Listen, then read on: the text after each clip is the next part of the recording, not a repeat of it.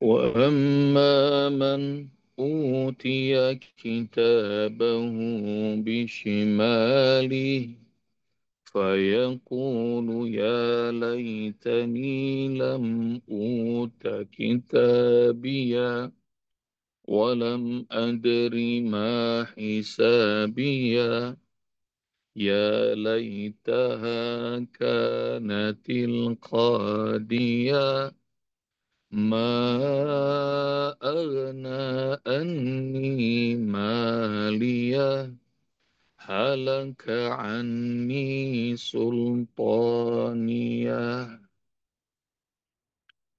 اللهم ارحمنا بالقرآن. فأما من utiya wa amma man utiya kitabahu bishimali, dan adapun orang yang menerima catatan amalnya dengan tangan kiri, fayaqulu ya laitani lam uta kitabiyah, dia akan berujar, duh andai kata aku tidak pernah menerima kitab catatan amalku ini. Walam adri ma hisabiyah, duh andai kata aku tidak pernah tahu tentang hisabku ini. Ya laitaha kanatil qadiyah, duh andai saja kematian itu sudah akhir segala-galanya. Ma'agna anni maliyah, tidak berguna rupanya bagiku harta. Halaka anni sultaniyah, dan juga telah lenyap hilang dariku semua kekuasaan yang aku miliki. Bunda yang rahmati Allah Subhanahu wa taala, ini keluhan, ratapan, penyesalan orang-orang yang gagal menerima rapot catatan amalnya dengan tangan kiri. Dan kemarin dari pelajaran yang Allah berikan tentang orang-orang yang gagal ini, kita sudah belajar tentang surplus, hisab, dan merancang kematian yang indah. Dan hari ini juga diberitahu sama Allah Subhanahu wa taala tentang orang-orang yang gagal itu nggak guna harta mereka dan tidak bermanfaat juga kekuasaan yang mereka punya. Hartanya nggak ada guna, kekuasaannya juga nggak ada manfaat. Nggak usah di akhirat, di dunia juga udah banyak tuh, ayah bunda. Orang yang uangnya banyak,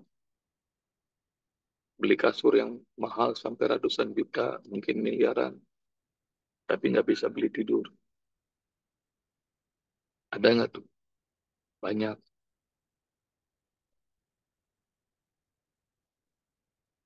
Ada yang mampu makan di mana aja, berapa harganya,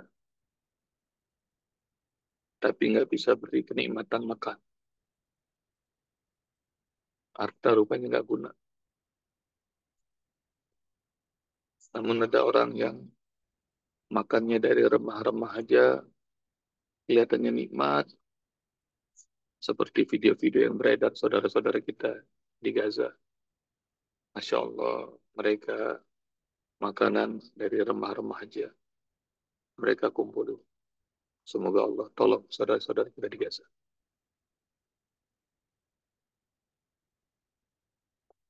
Ma'agna anni maliyah, nggak ada guna hartaku rupanya. Padahal harta yang kadang-kadang bikin stres, bingung, mau ditaruh di mana lagi. Karena ntar kalau ketahuan sama pemerintah, pajaknya gede sekarang. Ini orang-orang yang punya saldo banyak pusing. Naruhnya di mana? Sebab kata Sri Mulyani, pokoknya yang saldonya di atas 200 juta sudah kena, dikejar. Wah, diputer-puter, di gimana caranya? Agar nggak kena. Sebab kalau disimpan doang, deposito nggak pernah ngejar inflasi. Pusing tuh rupanya orang-orang kaya. Alhamdulillah, ayah bunda. Pokoknya Allah berikan kita rezeki sesuai dengan kapasitas masing-masing. Dan ayah bunda yang rahmati Allah Subhanahu wa taala, Jadi kepikiran terus sama harta. Nanti ayah bunda cari hadis sahih riwayat Muslim. Yaqulul insan mali mali mali. Orang manusia itu kata Allah kalau berkata hartaku hartaku hartaku. Jadi orientasi hidupnya harta. Wa ma lahum malihi illa wa ma lahum min malika illa ma akalta fa'afnait. Emangnya apa sih harta tuh? Yang kamu makan jadi kotoran, kata Allah. Wa labista fa'ablait. Yang kamu pakai jadi usang. Wa ma tasaddaqta bihi fa'amdait. Tapi yang kau sedekahkan itu yang akan kekal selama-lamanya. Ini ngajarin tentang harta tuh Allah langsung. Ya benar. Apa sih ngomongin harta-harta mulu kata Allah. Yang kamu makan bakal jadi kotoran. Yang kamu pakai jadi usang.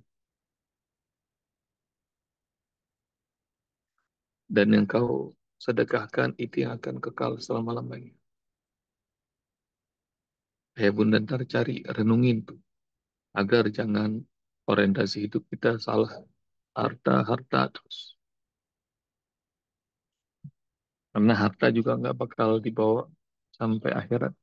Jangan sampai akhirat. Sampai kubur aja nggak dibawa. Yatba'ul mayyit salas. Orang yang mati itu diiringi tiga. Ahluhu wa maluhu wa amalu. Keluarganya, hartanya, dan amalnya. Fayarji'u isnani wa yabqa wahid. Dua golongan pulang lagi ke rumah. Yang nemenin ke dalam kubur cuma satu. Fayarji'u ahlu wa malu. Yang balik ke rumah tuh nggak mau nemenin keluarganya sama hartanya. Keluarga yang mencintai kita rupanya omong kosong. Harta juga yang kita pikirin untuk kita jadi bekal kita rupanya enggak bisa. Belum lagi kita meninggal udah pada berantem. Kalau hartanya banyak, udah sibuk. Mayitnya mah kagak dipikirin, hartanya itu yang dipikir. Wayab kawahid yang tersisa cuma satu, yang nemenin dalam kubur apa amalnya. Maka kalau pengen pakai hadis yang pertama, mau mencintai harta dengan sesungguhnya, konversi, ayah bunda. Konversi kemana? Energinya dikonversi jadi sedekah, jadi zakat, jadi infak, jadi wakaf. Lalu dia dari harta berubah menjadi amal soleh. Sama juga keluarga, anak, keturunan.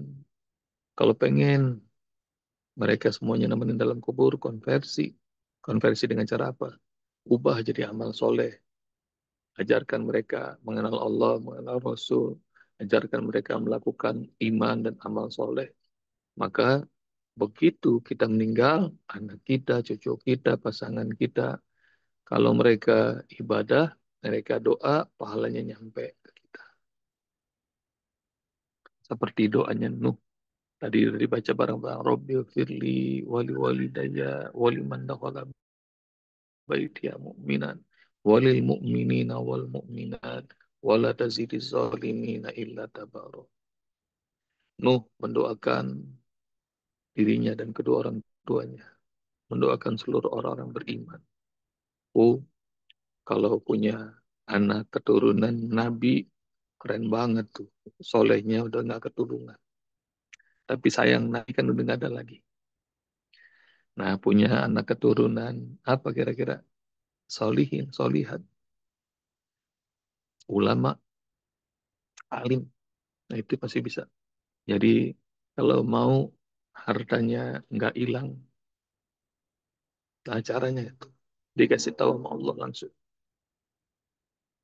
Karena boleh nggak harta dibeliin makanan, rumah, kendaraan yang bagus-bagus? Jawabannya boleh. Tapi ntar itu usang. Dan Makna usang itu ayah bunda lebih ngerti dari saya. Maka ada dulu waktu saya lagi jadi Dewan Syariah di Dompet Duafa, ada seorang ibu lanjut usia wakafkan saham. Wakafkan sahamnya di perusahaan. Waktu serah terima itu di BEJ,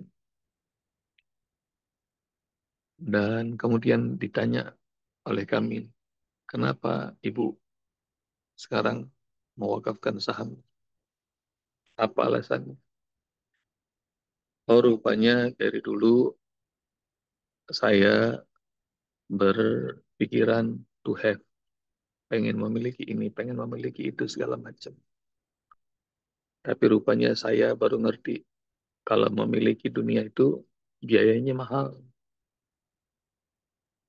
Orang rumah aja di Pati PBB-nya 250% kenaikannya. Ngikutin nggak beritanya itu ya bunda? Jadi kalau to have to mahal katanya. Segala-gala kena pajak. Kalau tadinya nggak punya mobil, pengen punya mobil. Tadinya cuma naik angkot murah. Tapi begitu punya mobil, nanti harus beli atau kredit, bayarnya pusing panjang. Udah ada nggak dipakai-pakai, masa nggak dipakai jalan, ada bensinnya, ada tolnya, ada ininya, ada banyak. Jadi beliau bilang rupanya to have to mahal dan melelahkan. Jadi rupanya hidup di dunia ini begitu sepanjang umur saya baru tahu nih. Rupanya itu to use aja, manfaatin, pakai apa yang Allah kasih. Jadi kalau dikasih jilbab pakai sama Allah, dikasih kopiah pakai, dikasih rumah pakai, pakai. Dan Rasulullah SAW contoh kita. Beliau ini pemimpin dunia dan akhirat.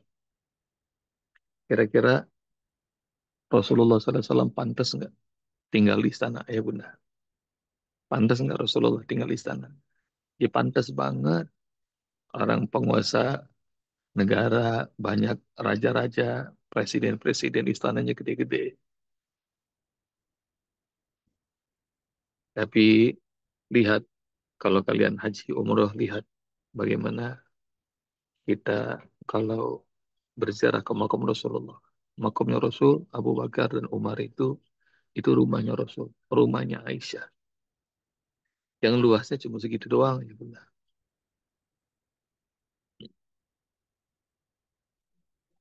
Jadi kadang-kadang kan kita suka bingung kalau ada orang rumahnya tuh 5.000 meter. Ocehan kita orang kampung, gimana ngepelnya tuh rumah? Berapa biaya listriknya?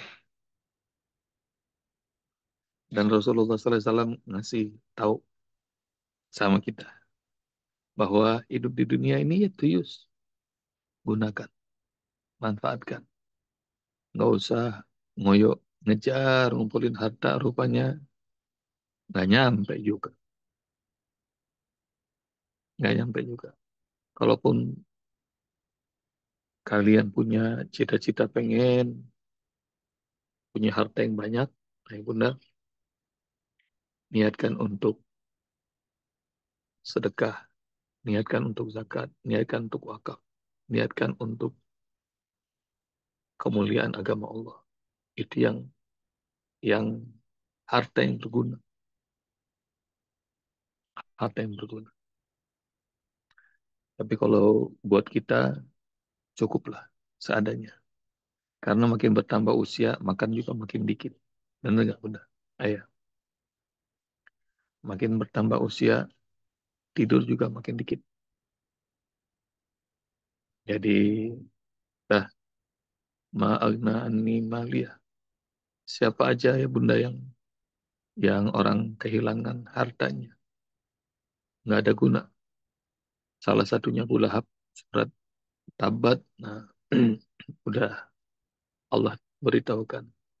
Tabat yada abi lahabi wa tab ma aghna anhu maluhu wa ma kasab. Saya salah naran zata lahab.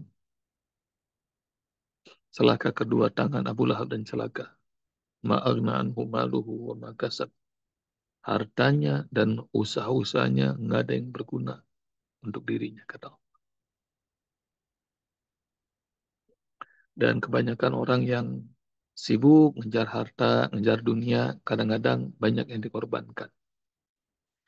Dulu sih sering dengar kita bahasa tumbal. Anaknya dimakan sama jin. Tapi sebenarnya itu masih terus terjadi ya Bunda. Dan banyak, apalagi sekarang perempuan-perempuan yang nyari nafkah di luar, penyesalan terbesar mereka adalah anak-anak mereka tumbuh dan mereka tidak ada di sisi mereka, di sisi anak-anak. Dan banyak tuh orang-orang yang menyesal seperti itu. Sama juga ayah bunda yang rahmati Allah Subhanahu wa taala. Banyak yang ayahnya pergi-pergian terus-terusan kemana-mana. Dan saya ingat levelnya almarhum Profesor Dr. Ing B.J. Habibie, presiden kita yang ketiga. Makmur Maka bikin biografinya Pak Habibie. Dan salah satu yang ditarik, yang diungkap oleh Makmur Maka itu adalah kenapa Pak Habibie kok sering benar puasa Senin Kamis. Ayah bunda barangkali pernah baca tuh, bagaimana Pak Habibie menjelaskan kenapa dia sering puasa Senin Kamis. Dan rupanya Pak Habibie bilang bahwa saya ini orang yang terlalu sibuk dan saya tidak punya waktu untuk membesarkan anak-anak saya. Insya Allah.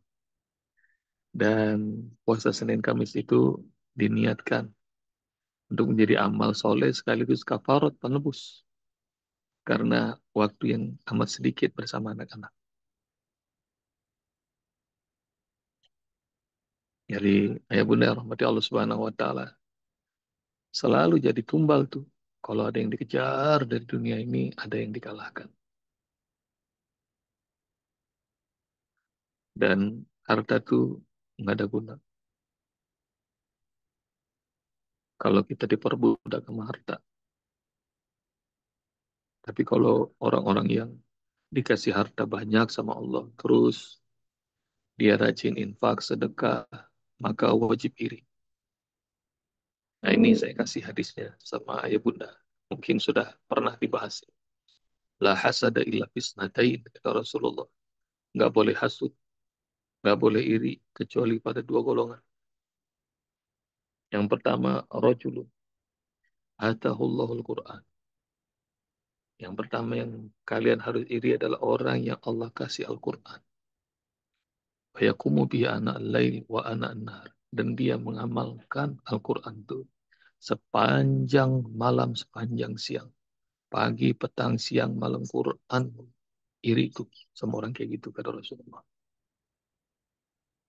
Dan model orang yang kedua yang kalian iri, kata Rasulullah, adalah rajulun atahullahu malan. Orang yang Allah kasih harta banyak. Wasallatallah ala halakati fil haq. Tapi Allah bantu dia untuk menghabiskan hartanya di jalan kebaikan, jalan kebenaran. Kalau sama orang kaya aja, nggak usah iri, ya benar. Tapi kalau ngelihat ada ayah, bunda, ngelihat ada orang kaya, sedekah mula. Asal ada kesempatan, sedekah, sedekah lagi. Masya Allah, itu iri itu. Karena mereka melalui dua kesulitan. Yang pertama, ngumpulin harta itu sulit. Yang kedua, ngeluarin harta di jalan kebaikan itu lebih sulit lagi. Jadi kalau kalian lihat ada orang kaya, suka dermawan, iri, iri.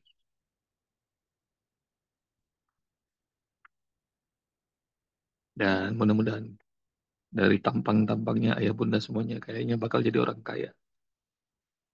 Amin. Nah, Nggak jadi deh didoain, disumpahin aja. Jadi orang kaya raya. Tapi rajin infak, rajin sedekah, rajin berwakaf, rajin zakat. Ya Allah.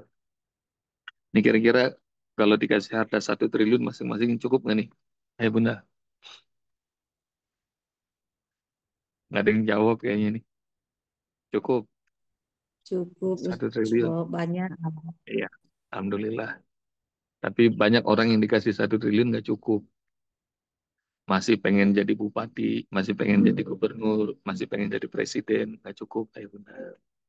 Dan ayah bunda udah lihat di Indonesia ini kelihatan orang orang yang uangnya udah triliun-triliunan nggak cukup. Tapi insya Allah nih ayah bunda nih wajahnya solihin dan solihah. Mudah-mudahan mau dikasih kaya, alhamdulillah. Mau dikasih rumah luas, alhamdulillah. Mau dikasih kekuasaan yang hebat, alhamdulillah. Pokoknya serba alhamdulillah. Siap ayah bunda? Halaka anni sultaniyah. Telah hilang. Telah hilang semua kekuasaan. Dan ayah bunda rahmati Allah Subhanahu wa taala. Orang tuh kalau menjabat mau berapa periode pun waktunya sebentar. Tanya aja dah sama semua orang yang pernah ngejabat, baik di negeri maupun di swasta. 5 tahun itu sebentar, 10 tahun sebentar. Berkarir 25 tahun, 30 tahun sebentar. Tahu-taunya sebentar. Jadi nggak berasa tuh, ayah bunda. Mau prestasi apapun yang dibangun.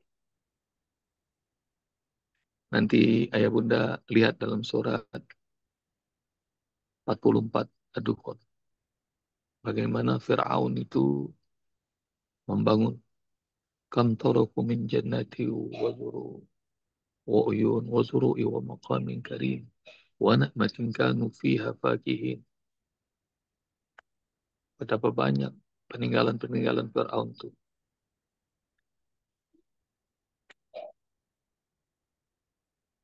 Dari kebun-kebun, mata air, istana-istana yang hebat, mulia, dan semua kenikmatan yang mereka punya. Tapi waktu Fir'aun mati, fama bakan alaihimus sama wal ardu wa makanu munzari. Langit, bumi, nggak ada yang nangis tuh. Melepas kepergiannya Fir'aun. Apa sih dunia ini? Tanah yang luas, aset yang banyak.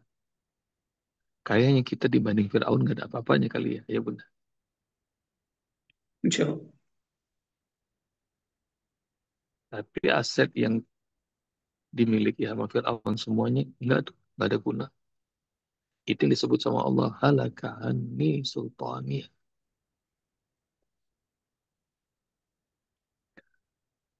Dan dunia medis udah nemuin tuh supaya nggak mati-mati suntik stem cell apa istilahnya supaya muda terus sekali Step. suntik belasan juta puluhan juta dan itu dilakukan sama orang-orang terkaya di dunia tuh tapi mati juga nggak bisa mereka beli jadi halaka anni sultani nggak ada guna kekuasaan. Maka dalam surat Ghafir ayat belasan, yauma hum barizuna la yafa minhum syai' ketika mereka ditampakkan dihadapkan pada Allah dan tidak ada di hadapan Allah yang bisa ngumpet. Di hari itu Allah nampakkan dirinya dan Allah tantang semua manusia. Limanil mulkul yaum. kekuasaan di hari ini punya siapa? Dan semuanya menjawab lillahil wahidil qahhar. Kekuasaan itu hanya milik Allah yang esa dan Allah yang maha perkasa.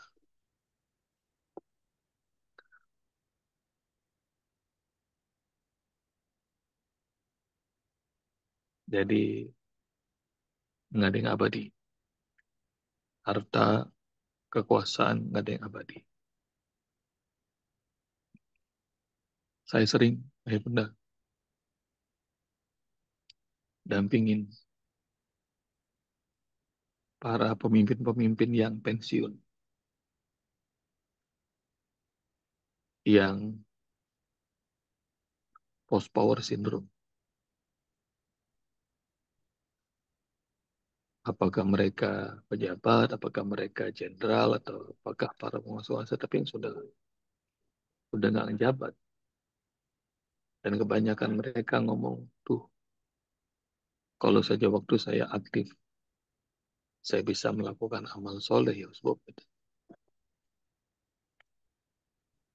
Tanda tangan mereka tuh bisa menentukan nasib jutaan orang tuh, ya. Tapi waktu dikasih itu sama Allah, nggak digunain amal soleh, yang dipikir duit, duit, duit. Begitu pensiun, mulai bingung. Jangankan orang lain, buat keluarga sendiri aja khawatir depositonya nggak cukup. Maka sering ini juga disampaikan kepada saudara-saudara yang masih ngejabat, yang masih berkuasa, pakai untuk amal soleh, pakai. Kalau kalian punya keluarga atau diri kalian atau siapa saja punya jabatan, pakai untuk amal soleh itu jabatan. Supaya apa? Supaya banyak orang makin dekat sama Allah Subhanahu Wa Taala. Sebab kalau udah nggak ada tuh kekuasaannya, kalian nggak bisa melakukan amal soleh yang dahsyat.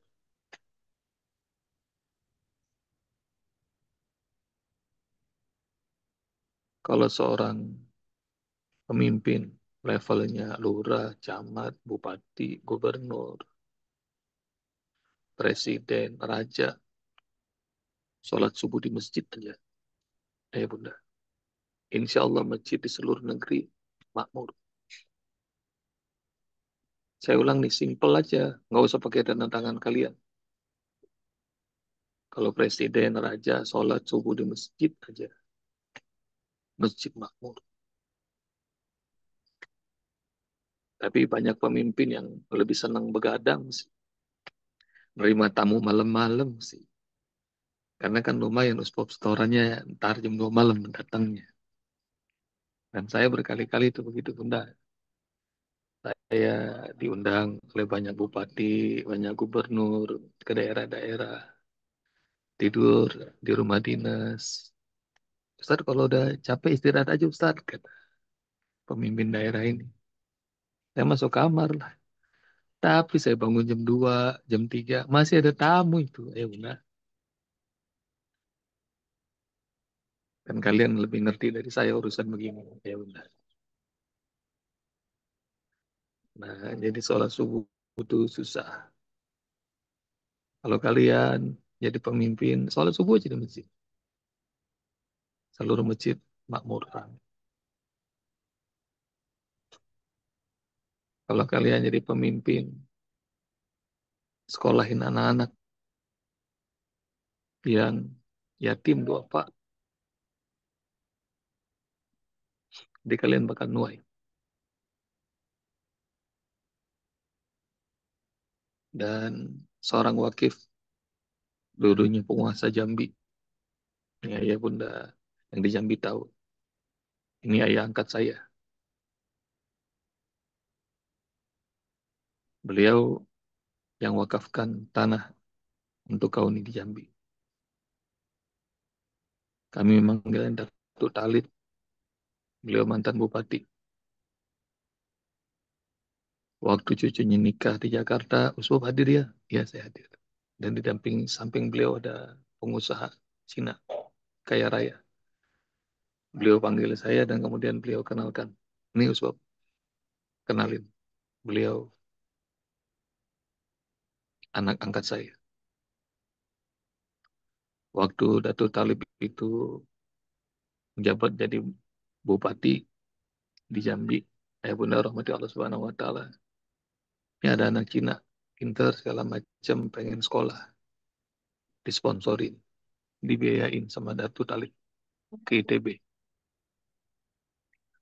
Singkat cerita, Bunda rahmati Allah Subhanahu wa taala, ini gunakan kekuasaan dengan cara yang baik. Siapapun punya talent, punya bakat, bantu, tolong. Ini disebut fakfur rokobah, bebaskan manusia dari perbudakan. Lalu kemudian puluhan tahun berikutnya, ini anak kerja, ini anak usaha, terus meroket karirnya. Beliau diterima di Yamaha Motor. Dan sekarang itu anak sudah ada di sampingnya.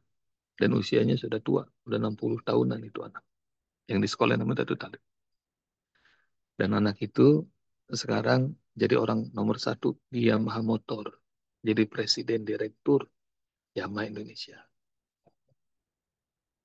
Dan Datu Talib memperkenalkan, Yusuf, kenalin anak angkat saya. Lalu kami berkenalan, non-muslim. Dan Masya Allah, beliau santun banget, beliau sopan banget. Dan begitu Datu Talib sibuk, nah ini orang nomor satu di Yamaha Motor ngobrol sama saya, bicara tentang kebaikan. Ayah, Bunda, yang dirahmati Allah, saya pengen kasih tahu kepada ayah Bunda bahwa kebaikan itu 40 tahun yang lalu dilakukan oleh Datu Talib. Sederhana, nyekolahin anak dari Bungo, Jambi, yang jauh, disekolahin ke ITB. Dan Datu Talib sendiri nggak ngerti apakah anak ini mau jadi apa enggak ntar. Dan betul, kebaikan itu mungkin sederhana. Cuma gini doang ya Bunda. Bikin surat rekomendasi. Tapi rupanya Masya Allah. Terus ngalir sampai sekarang. Karena itu kalau ada yang menjabat diri kita, keluarga kita, anak kita, cucu kita, kasih tahu. Mumpung masih Allah beri kuasa, pakai untuk amal soleh. Semoga bermanfaat ya Bunda. Assalamualaikum warahmatullahi wabarakatuh. Waalaikumsalam Waalaikumsalam warahmatullahi warahmatullahi